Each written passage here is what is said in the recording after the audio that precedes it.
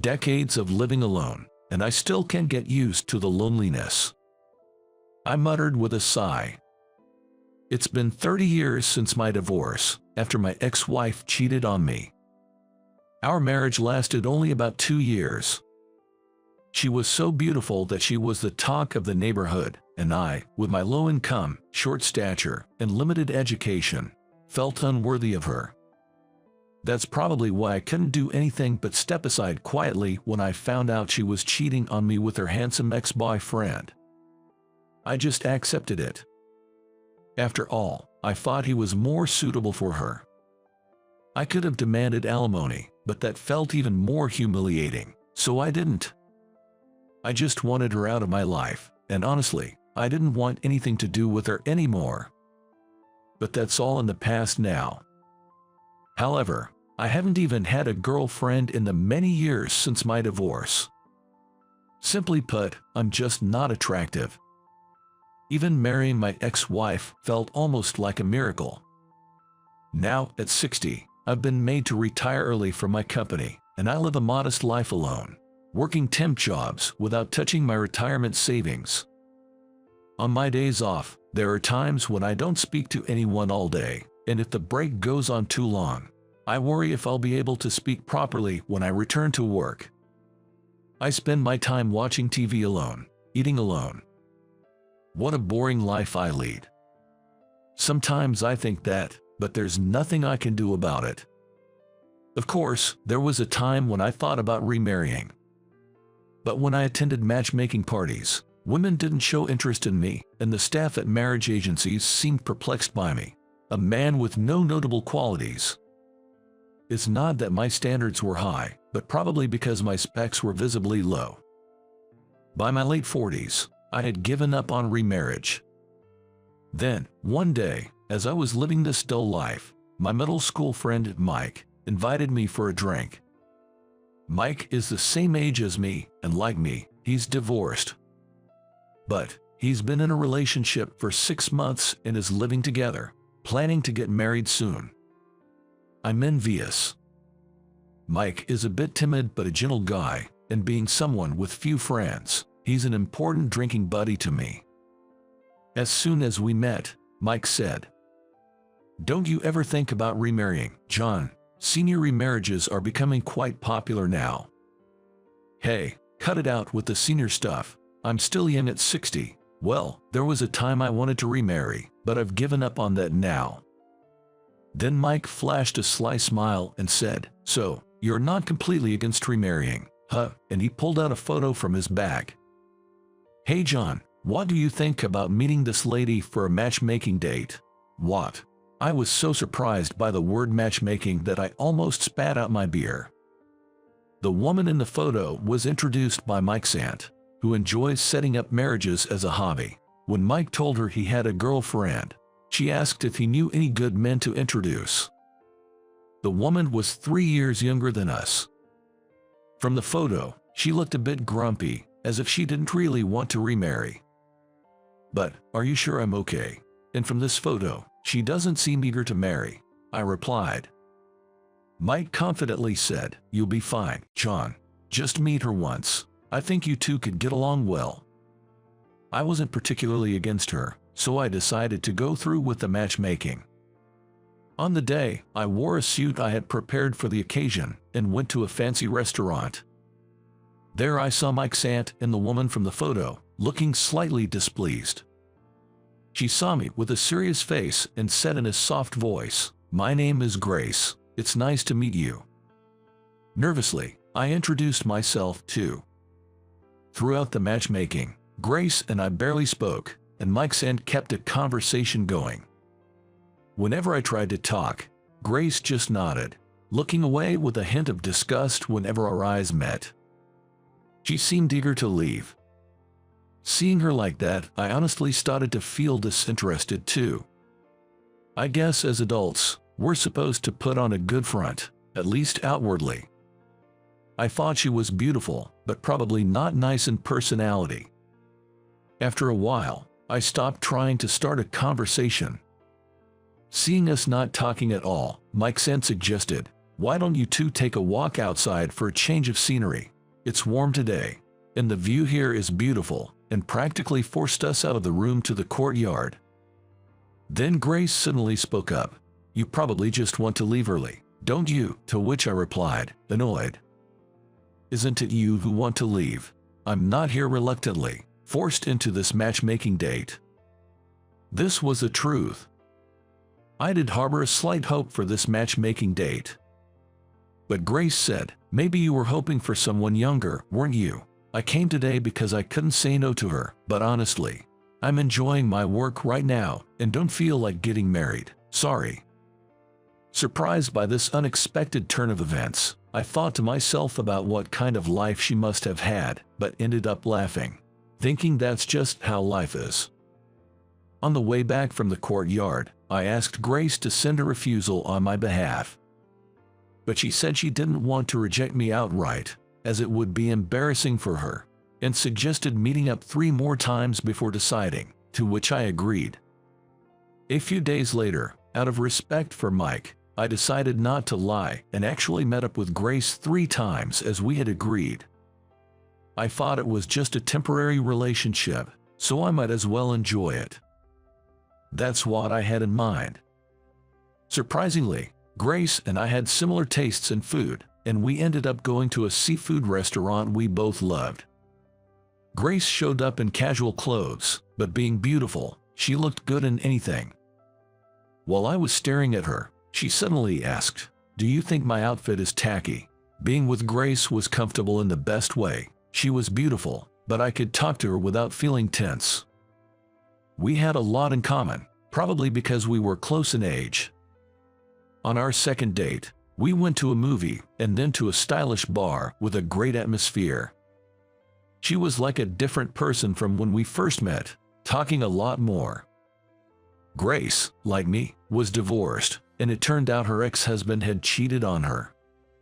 He was a successful entrepreneur, good at his job, and also handsome. Apparently, he was quite popular with women. Maybe that's why she had become distrustful of men. Mike's aunt, who knew her, was worried and set up the matchmaking date.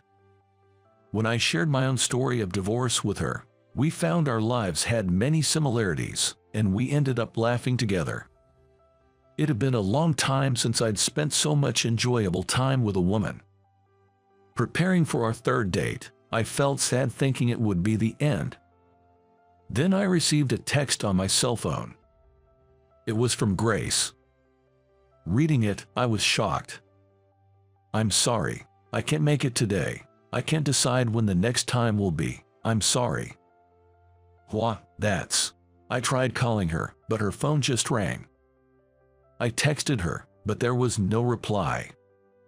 Had something happened? Or maybe she just became busy. Since we weren't officially dating, I couldn't keep contacting her too persistently. For the next few days, I spent my time in a gloomy mood. Then suddenly, I got a call from Mike's aunt. Hearing what she said, I was stunned. Grace's mother passed away. Grace's mother had died the day before she texted me. Her father had passed away when she was young, and her mother had been ill and in home care, but her condition worsened suddenly and she died. After that, Grace was so shocked and exhausted from caring for her mother, she quit her job and almost became a recluse.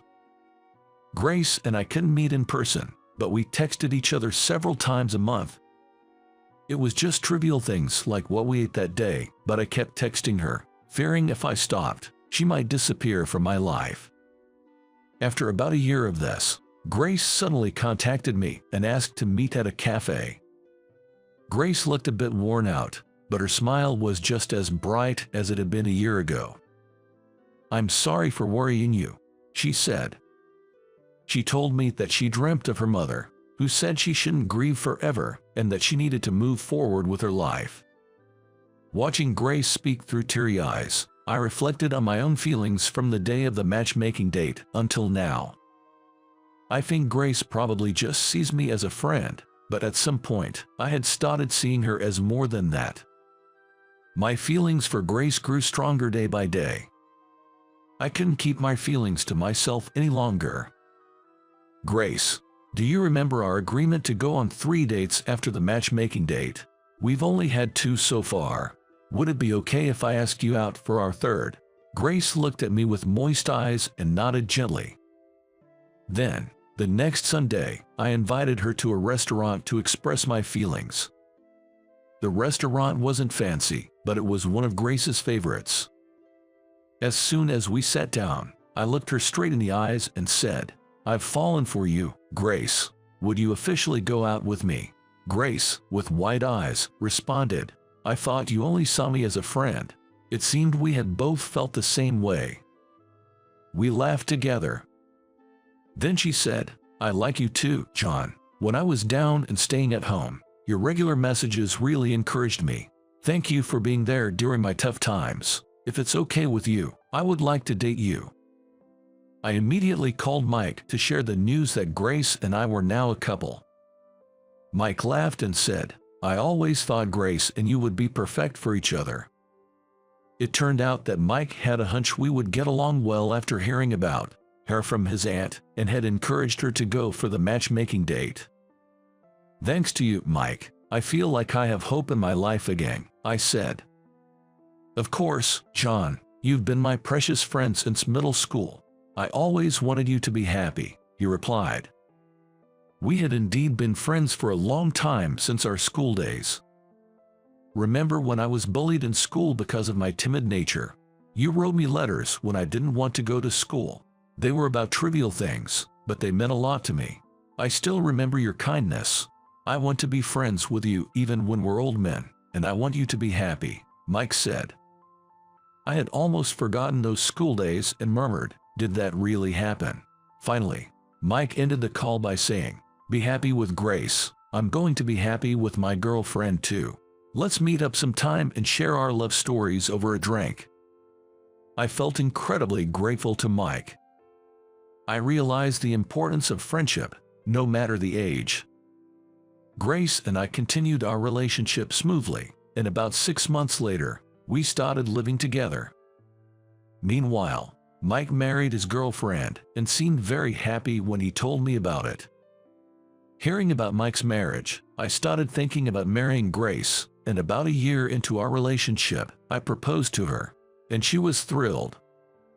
We didn't have a wedding ceremony, but we became husband and wife.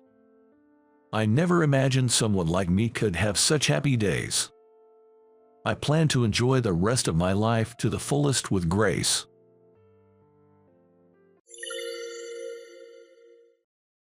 Henry. People say a name reflects a person, but I've lived a life fitting for my ordinary name, nothing extraordinary. Perhaps the one saving grace is having my dear wife, the most important person in my life. My wife, Emily, was diagnosed with dementia by our family doctor. I met my wife decades ago, a memory now far in the past. Our marriage was what you'd call an arranged marriage. The first time we met was at a matchmaking session set up by our parents. Young people today might find it unbelievable, but arranged marriages like ours were quite common in our era. "Where are we going today, Mr. Johnson?" I almost reminded my wife that she's a Johnson too, but I swallowed my words, watching her joyful expression. When the doctor first diagnosed her, I was shaken and terrified. Dementia can't be cured, only its progression can be slowed. I was scared that she would gradually become someone other than the Emily I knew. But even now, Emily is still here, her innocent laughter, reminiscent of our younger days, dazzlingly bright to me. "Let's go somewhere a bit further today." As I took her hand and stood up, my bones creaked. Though I no longer have the youthfulness of those days, my heart still races a bit when I hold her hand. We held hands and boarded an express train, heading towards our destination. The train is quiet and calm during weekday afternoons, with few passengers. As the train moved away from the city, the scenery changed, with more greenery appearing. While the scenery brought back nostalgia, the thought of what lied ahead excited me. "I'm feeling really excited," she said. Between the train's rhythmic movements, Emily said exactly what I was thinking. Looking at her, I saw a childlike smile. "Is this your first time seeing this scenery?" Asking with a faint hope, I watched her ponder before nodding in response. "I see." Even though I knew she wouldn't remember, the realization brought a poignant mix of sadness and loneliness. Our family doctor said that dementia symptoms vary from person to person, and some may lose their most precious memories. If that's true, this scenery might have been very special to Emily. It could have been a memory she didn't want to forget. Thinking this way somehow settled my heart. Yet, I still wished she could remember. As I was regretting my question, Emily softly murmured, "Even though it's supposed to be my first time seeing this, it makes me feel so warm inside. Probably because I'm with you, Mr. Johnson." Seeing the wrinkles around her eyes stretch with her smile made my regrets seem to disappear. When we got off the train, we could see a high mountain in the distance. Then, we took a bus deep into the forest, arriving at a hotel surrounded by trees. We finally made it. Standing in front of the hotel, named Green Mountain, my hands trembled, maybe from nervousness. It seemed Emily felt the same way. "Why do I feel so fluttery? Have we been here before? It's strange, I don't remember, but it feels familiar," she wondered, tilting her head. I simply smiled back, saying nothing. I wanted to tell her that we had been here before and what this place means to us.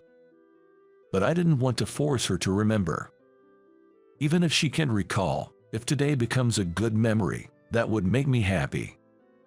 "Shall we go inside?" Taking Emily's hand, we started walking. "May I have the name on the reservation?" "It's Henry Johnson."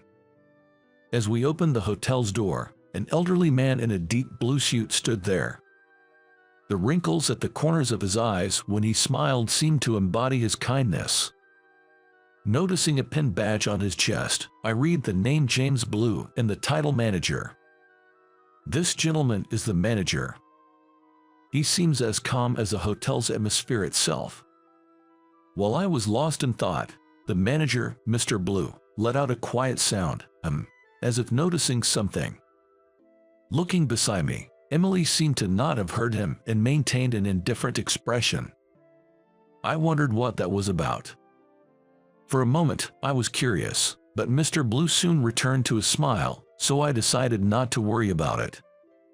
"Everything is in order. Let me show you to your room," he said. We followed Mr. Blue.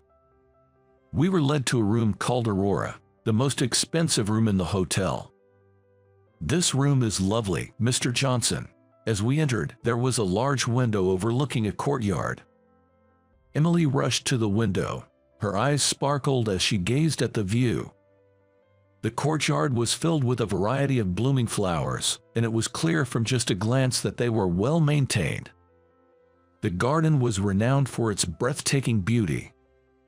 The hotel was designed so the courtyard was visible from everywhere, but this Aurora room reportedly offered the most beautiful view of the garden. A spacious, open French-style room with a fantastic view. I was glad we chose this room. "The flowers are so beautiful," Emily commented. Emily has always loved flowers.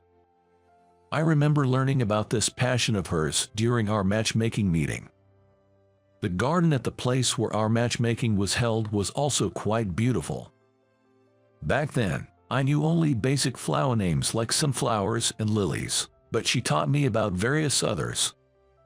I was so happy about that, so after several dates, when I decided to propose, I arranged for a bouquet of 100 roses at the restaurant in this hotel that had the stunning view we were seeing now.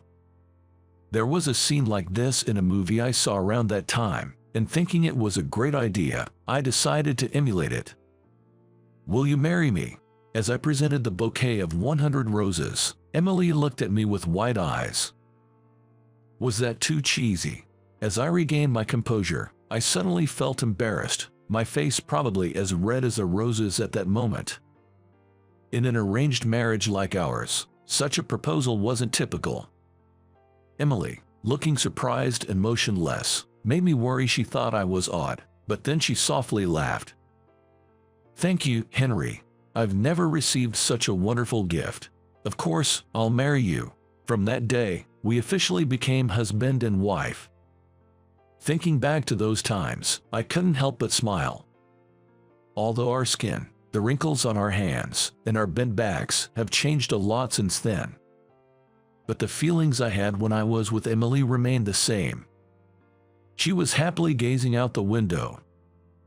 "I'm glad we came here," I said, watching her from behind. As we relaxed in the room, dinner time arrived before we knew it. The meal, using plenty of local vegetables and fish, was truly delicious. "Since we're here, how about we have a drink together?" I awkwardly suggested after dinner, and Emily nodded. "The dinner was really tasty," she said. She was touching her slightly flushed cheek with a smile. We enjoyed a rare drink together, slowly conversing. "Don't drink too much, Mr. Johnson. You're not good with alcohol," she teased as we enjoyed the leisurely time. "I thought it was you who couldn't handle your alcohol. Neither of us usually drank, but we always ordered a little when we were dining out." Emily would always get tipsy after just one drink. Her face was quite red now. Probably she already felt the effects, but her response was unexpected. "I get red-faced quickly when I drink, but that doesn't mean I'm weak," she claims. "What, really?" I was completely unaware of this. Surprised, I asked again, and Emily, a bit embarrassed, averted her gaze. "I thought appearing weak with alcohol would make me look cuter. I was just pretending." Her words, like a petulant young girl, made me laugh out loud. "I can never win against you, Emily," I said. We called it a night around 8 p.m. With the alcohol having worn off, Emily decided to use the open-air bath provided in the room. "An open-air bath, Mr. Johnson. How wonderful." I smiled again, recalling her excitement as she reported to me before heading to the bath. "I'm glad she's enjoying it," I said, taking a sip of warm tea, and sighed contentedly. This hotel was a famous, long-established place. Getting a reservation wasn't easy. But I wanted to stay here today, at this particular hotel. It had to be this hotel. I'm glad it's the same beautiful garden as back then. Even if Emily didn't remember, being able to show her the garden again was a joy for me. I took another sip of tea and glanced at my bag occasionally while leisurely waiting for her to return. The bath was wonderful, Emily said, returning relaxed from the bath. "Well then, I guess I'll go now." "Hey, Mr. Johnson, when you go to the bath, make sure to look up first," she said with a smile as I prepared my towel and underwear. "Why's that?" I wondered if there was some folk remedy about looking up before entering a bath for health benefits. Curious, I asked her back, but Emily just smiled and didn't answer. "Just make sure you look up first. It'll definitely make the bath more enjoyable," she insisted. Compelled by her words, I entered the open-air bath alone. This is amazing.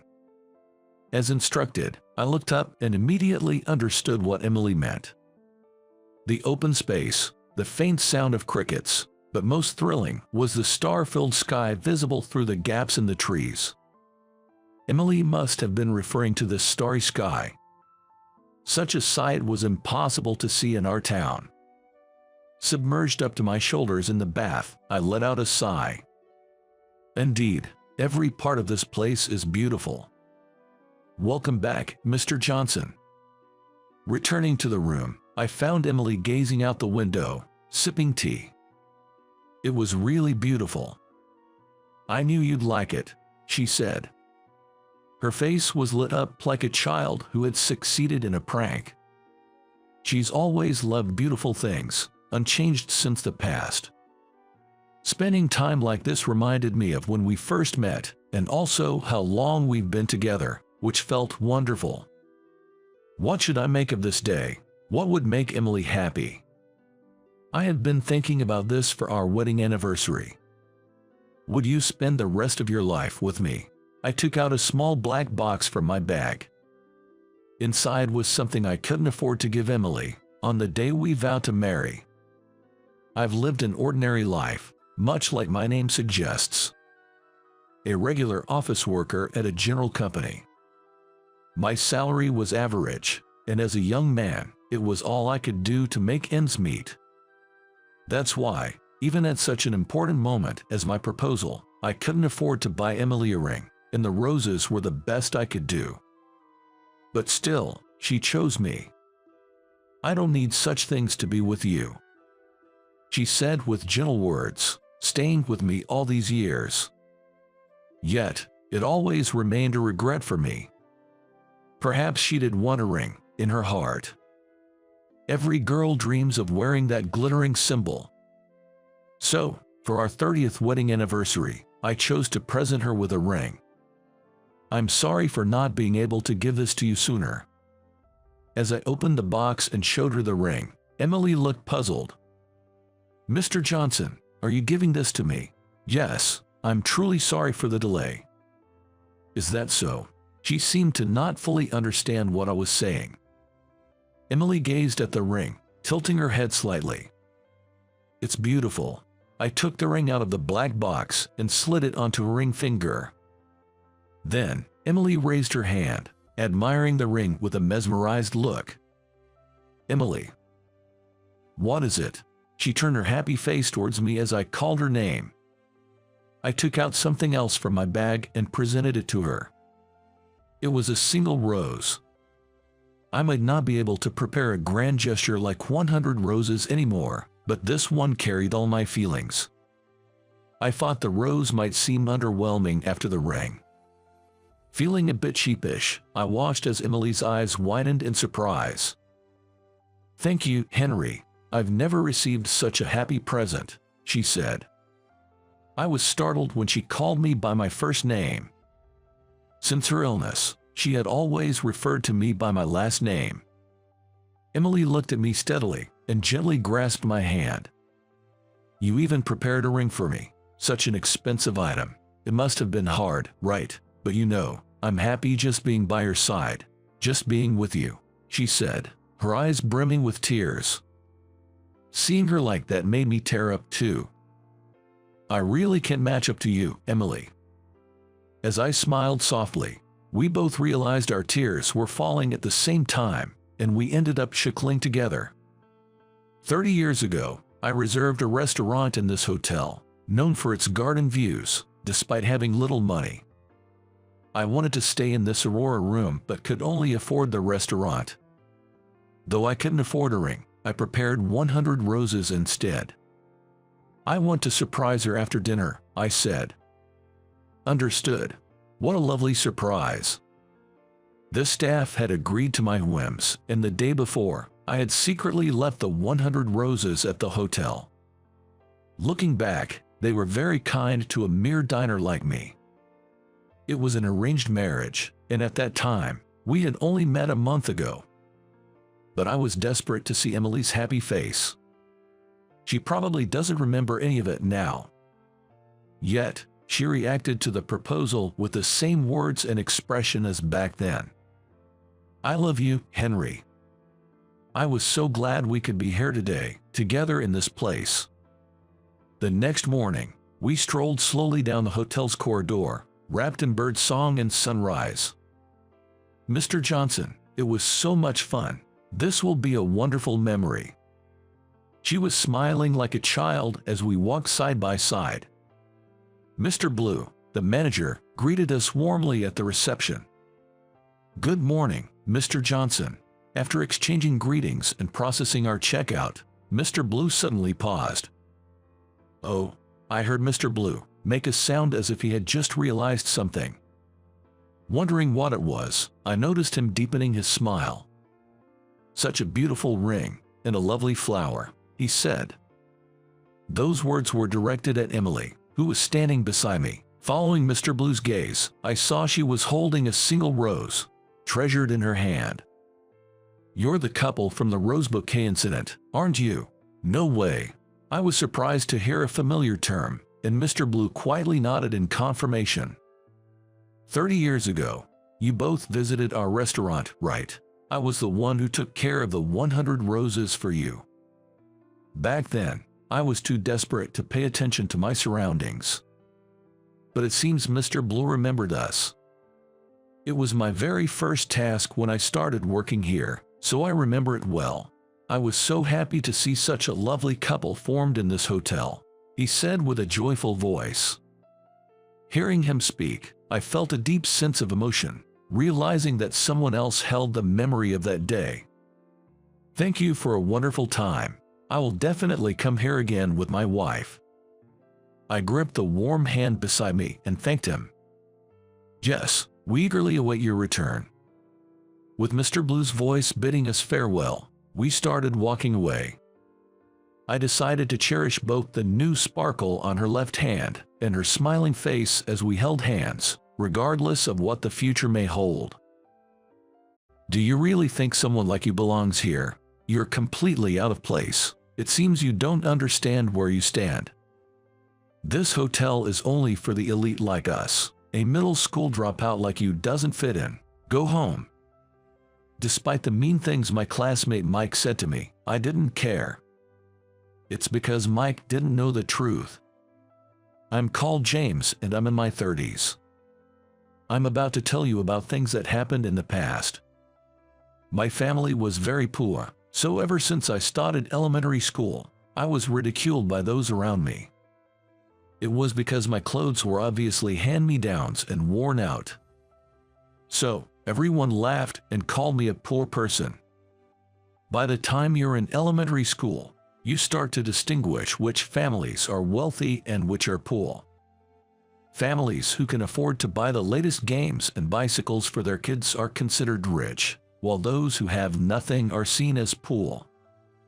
I was an only child, but we were a single-parent family, and my mother was struggling to keep our living, so I hardly had any toys. My parents divorced before I was fully aware, and it seems my mother never received any child support.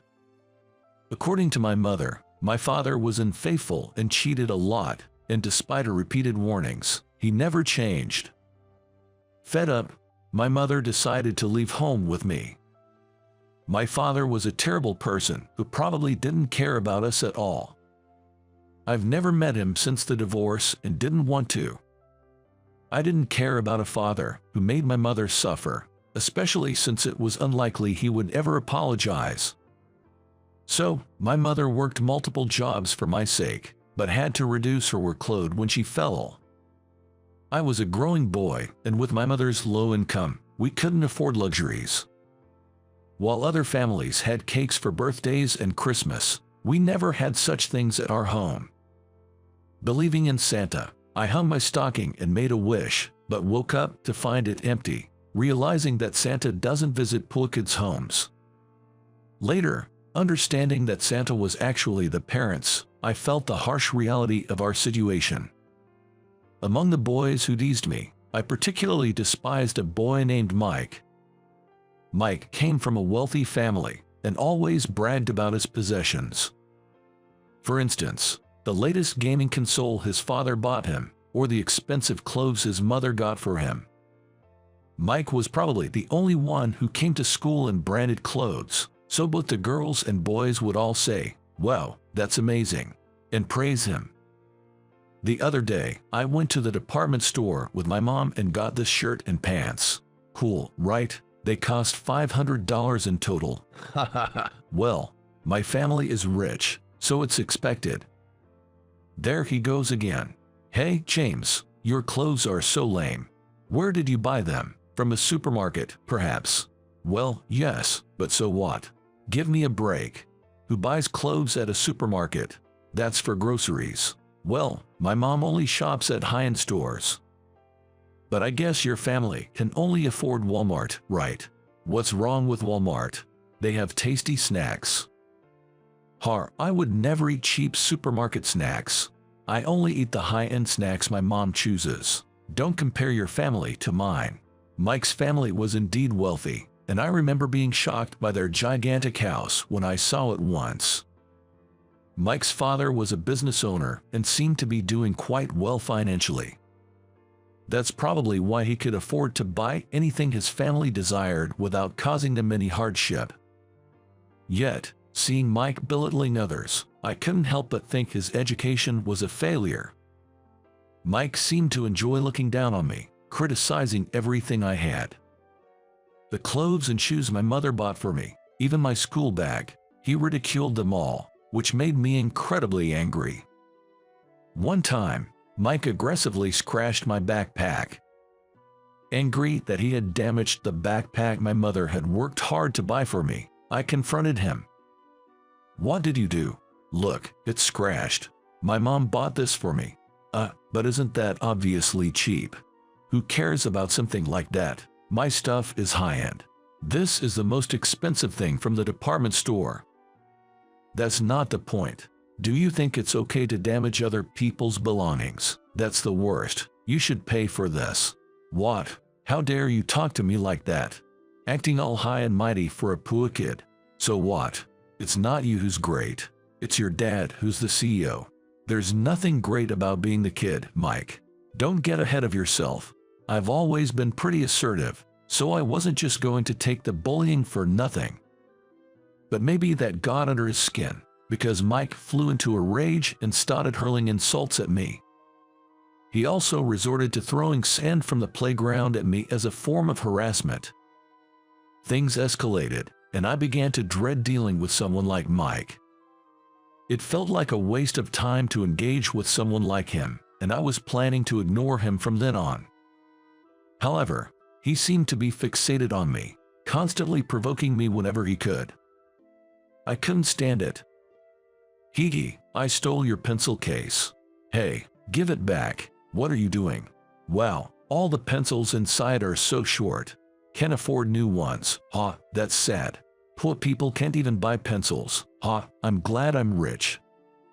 Anything I want, my mom and dad buy for me. "Hey, give it back already." As Mike and I scuffled, we got caught on a desk and fell over. The desk crashed down and hit Mike's arm, causing him to hold it in pain. I realized I was in trouble, but everyone was whispering and looking at me. They must have thought I injured him on purpose. But it was not intentional. I was just trying to stop Mike's foolishness. However, in our elementary school class, everyone disliked me because I was poor, and they told our teacher, Mr. Thompson, that I did it on purpose. So, I was reprimanded by Mr. Thompson without a chance to defend myself. My mother was called to the school, and I felt terrible. She apologized repeatedly and looked like she was about to cry. I never wanted to put her through this. We even went to apologize to Mike's family, but they were furious. It was just a minor bruise, nothing serious.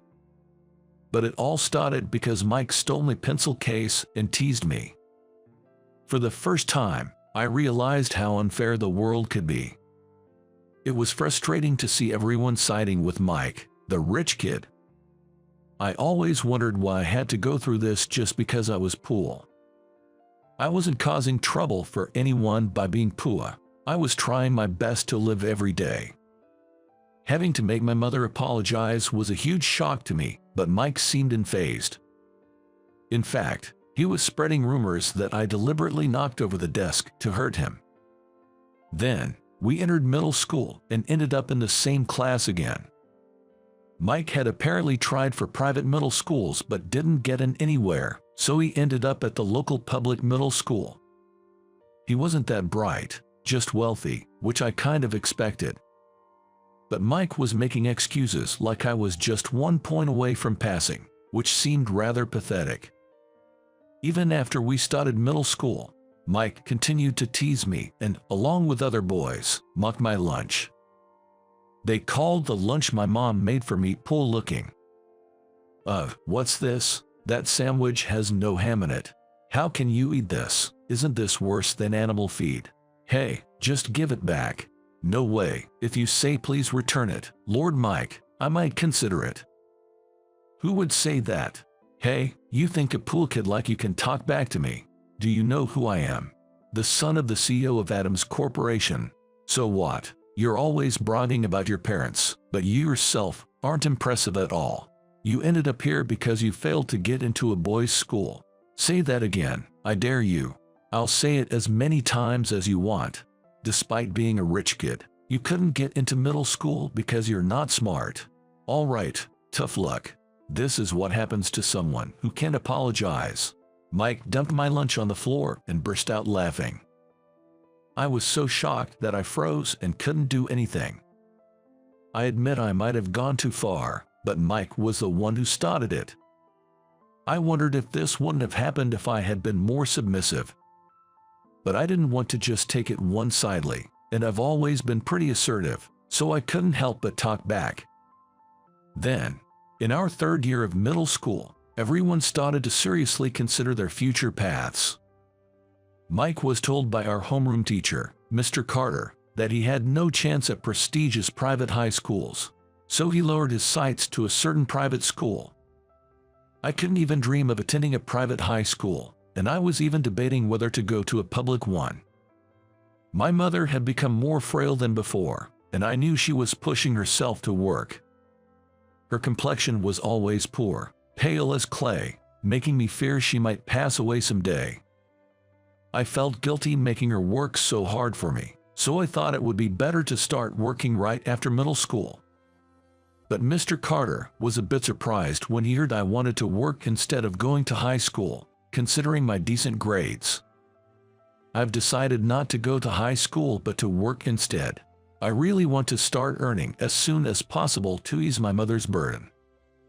Well, I can understand that, but James, your grades are decent, and you could do well in high school. Are you sure that's not an option? Yes, that's an academic school, and I don't think they focus much on job placement. You know, vocational schools are said to be better for getting jobs, but academic schools focus on preparing students for university. I don't even have time to get qualifications at a vocational school. I want to start working right away to bring money home, so I really prefer to find a job. I see, it might be a tough path, but if that's what you want, James, I'll support you. Thank you, I'll do my best. And so, I graduated. Everyone seemed happy with their high school placements, but I was the only one in my grade who went straight to work. Mike smirked when he found out I would be working right after middle school and started taunting me again. So, you're working right after middle school, huh? Well, do your best. People at the bottom have no choice but to get by somehow. So what? Good for you for getting into high school. I thought you wouldn't make it anywhere. What did you say, you infuriating jerk? Just you wait. A middle school dropout like you will get tired and thrown out soon enough. Well, cling to your job as long as you can. I was planning to do that without you telling me. See ya. I started working as a full-time employee at a certain inn in April. It was a live-in job where I handled guest services. The landlady was strict but treated me like her own son. I heard that the landlady had lost her son to an illness before. Apparently, her son was about my age when he passed away, which is what I think she dotes on me so much. James, thank you for your polite service. A guest earlier was praising you, saying you're friendly, energetic, and cheerful. I'm grateful to hear that. I'm still getting used to a lot of things, but it's very encouraging to be complimented by guests. I'll keep doing my best. It's about time for your break. Oh, and there's some chocolate cake you like in the break room. Really? Is that okay? Yes, it's a little thank you for always working hard. The landlady sometimes bought me cake, probably using her own money. Having hardly ever eaten cake when living with my mom, it was incredibly touching. My salary wasn't much, given I was a middle school graduate, but living on site meant most of my basic needs were covered, so it was sufficient. This allowed me to send money to my mother. I didn't have much else to spend on, so I sent my salary to my mom, hoping she could enjoy some nice food.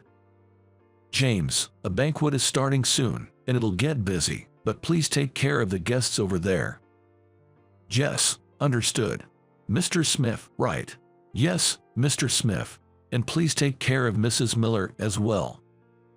Understood. I'll be on my way. The landlady was always efficient and impressive to watch. I wanted to become competent like her, but there was still so much I wasn't used to. Fortunately, I had plenty of support around me, so I managed to keep up with my work. Though I was sometimes strictly reprimanded, I knew it was for my own good. That's why I was able to endure and strive to grow. One time, I went back to my hometown. It was when I turned 30. The family home was actually a small, run-down apartment. My mom had reduced her part-time shifts, and she looked a bit healthier. There were several envelopes on the dining table, and one of them turned out to be a notice for reunion. It was a middle school reunion scheduled at a fancy hotel, but I somehow didn't feel like going. However, the sender was Mr. Carter, so I thought maybe I should attend. Mr. Carter was always on my side, always looking out for me. He supported me when I said I wanted to work after middle school, and even after I started working, he would check in on me now and then. A teacher organizing the reunion is rare, but I do want to see him. It's been a long time. I wonder how Mr. Carter is doing now. When I was 15, Mr. Carter was about 30, still quite young. He was my age back then, but probably more put together. That's what I find myself thinking. Now that I'm 30, Mr. Carter would be 45.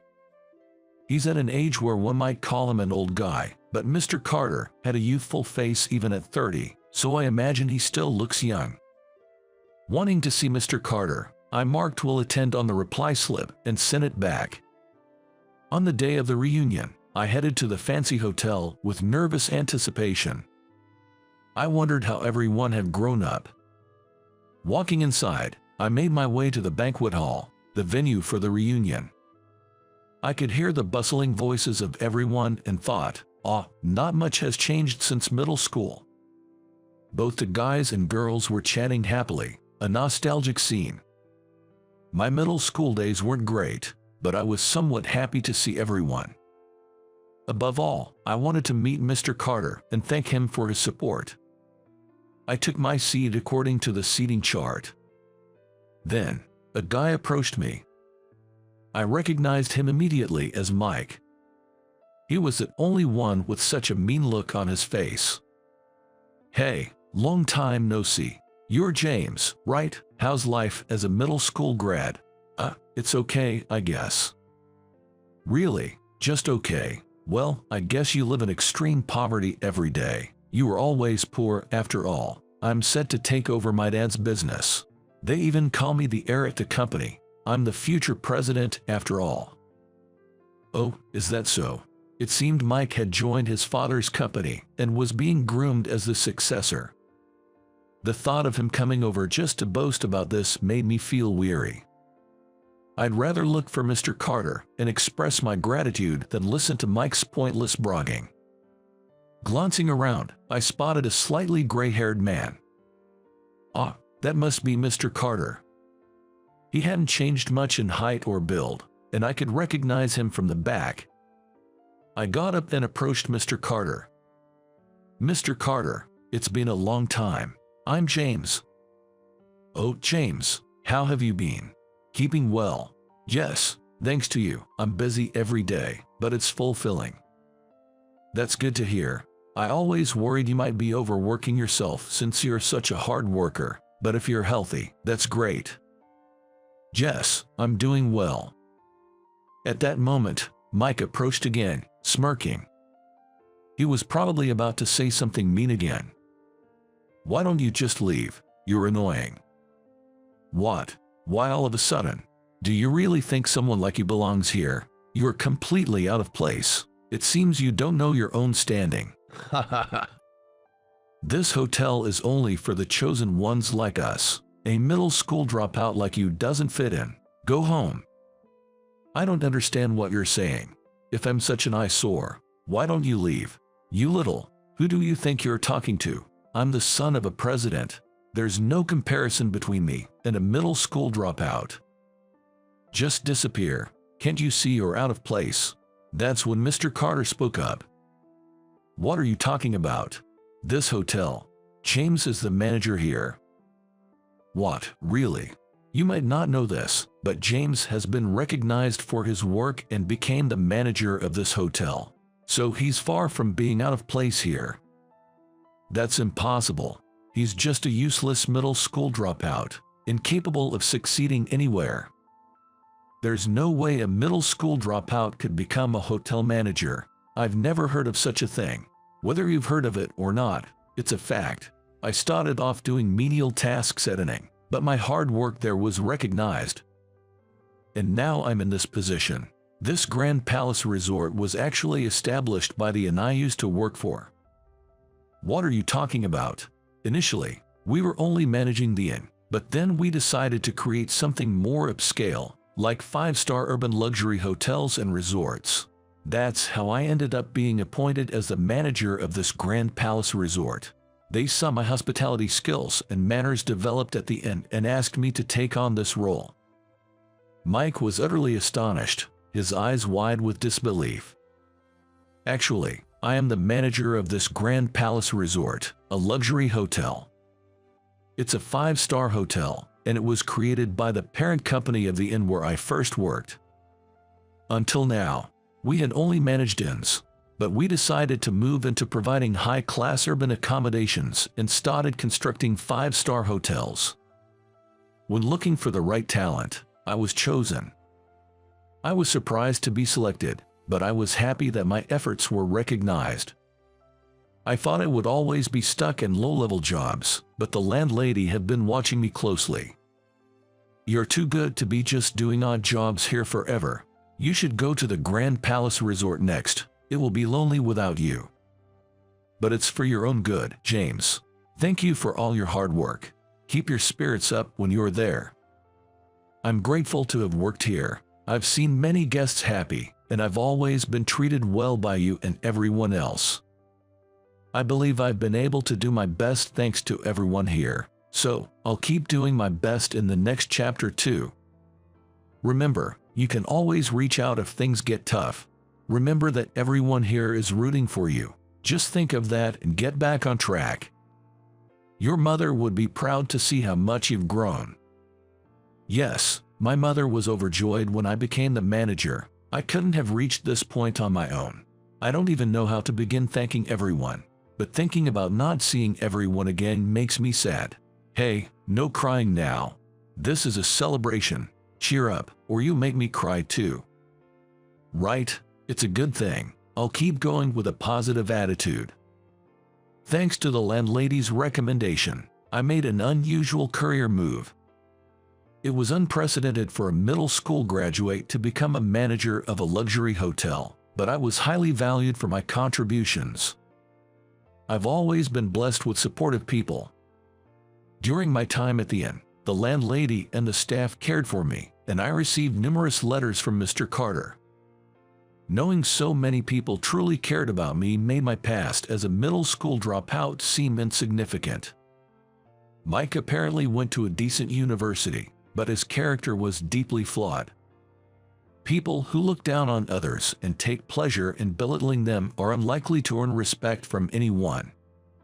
When Mr. Carter stood up for me, Mike was so angry he trembled.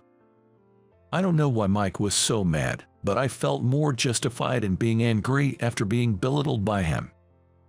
Perhaps he was looking forward to seeing me cry and run away, so finding out I was the manager must have been a blow to his ego. He must have been frustrated to see someone he looked down on succeed. Mike, in frustration, started bothering others and bad-mouthing me. However, our matured classmates did not appreciate Mike's behavior and warned him. Annoyed by their disapproval, Mike got defensive and loud. Eventually, after being told he was being a nuisance, he sheepishly left. He's still acting like a child. Well, if he can acknowledge James's efforts, it's no surprise people think he hasn't grown up.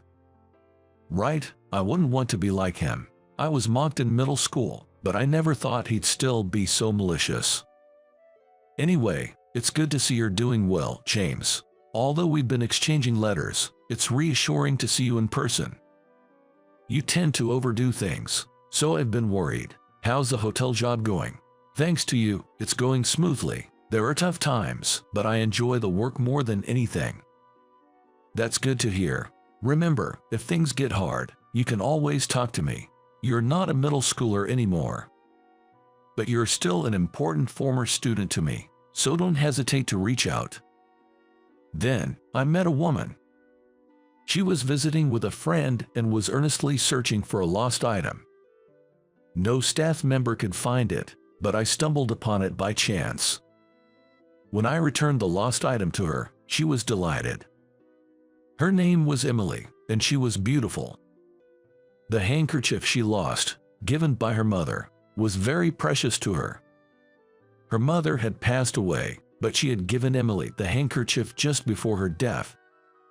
Thank you so much for finding it. This was the last thing my mother gave me, so it's very precious. It might look like a dirty old handkerchief, but it's a cherished keepsake to me. Not at all. I'm honored to have been of help. I'm glad you found your precious item. And somehow, Emily and I started dating. She pursued me earnestly, and eventually, I gave in.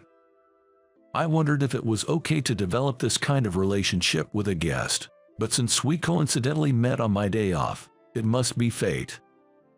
Emily wanted to express her gratitude to me and invited me out for a meal. She still seemed pleased about that handkerchief, giving me the impression that she's a very sincere person. I'm really glad to be dating you. After all, it's rare to find someone as dedicated to their work as you are. You're such a hard worker. And I aspire to be like that too. Is that so? But there's something important I need to tell you. I'm sorry for keeping it quiet, but the truth is, I never made it to high school. Aren't you worried about having a future with someone like me? You only went to middle school. Yes. When Emily momentarily looked frozen, I thought she must have been put off. After all, lacking an education could be a significant drawback when considering marriage in the future. But that wasn't the case with Emily. Wow, but I hope this doesn't sound rude. Becoming a manager despite not even going to high school is quite impressive. You must have worked very hard. You really do give your all in everything, don't you? Really. You're not put off. I mean, when you think about the future, some might prefer a college-educated elite, right? I once dated a college graduate who was set to become the next CEO of a certain company, but he was incredibly self-centered. He seemed to enjoy looking down on others, and I was fed up with it. I prefer someone who is currently striving hard over someone like that. Educational background varies from person to person, and it shouldn't dictate how one lives their life. Is that so? I'm glad to hear that. I couldn't help but wonder if Emily's ex-boyfriend might have been Mike. I didn't want to pry too deeply or remind her of unpleasant memories, so I remained silent. Emily seemed to trust and think highly of me. I may not be as accomplished as she believes, but I am determined to become a man worthy of her expectations. A year later, we get married. Emily's parents approved of me, which was incredibly gratifying. I was concerned they might be unhappy about their daughter marrying a man without even a high school diploma, but they said, "Education is just one of many measures and doesn't define a person." My mother also took a great liking to Emily, treating her as if she were her own daughter. Emily's cheerful and friendly nature must make her well liked by everyone. We even invited Mr. Carter to our wedding. Mr. Carter cried as if it were his own child getting married. "I'm so glad you found such a wonderful wife. Nothing makes me happier than seeing you happy." "Mr. Carter, you are crying too much." "Well, I'm happy to be married to Emily too. I'm looking forward to building a good family life." If you ever make your wife cry, I won't let it go. Just work hard every day and live happily as a couple. Yes, I will do just that. And so, our new life together began. Both Emily and I are working, and as the manager, my days are busy, but we help each other out with household chores. I don't want to burden Emily alone, and am willing to do anything I can. Having been raised in a single-parent household, I'm fairly capable around the house, and during my live-in work at the inn. I even did my own ironing. I'm grateful that the hardships I've faced have turned out to be valuable experiences. Despite the busyness, my life is fulfilling. This is a testament to my efforts and thanks to my wife, Emily. We will continue to join forces and overcome anything that comes our way.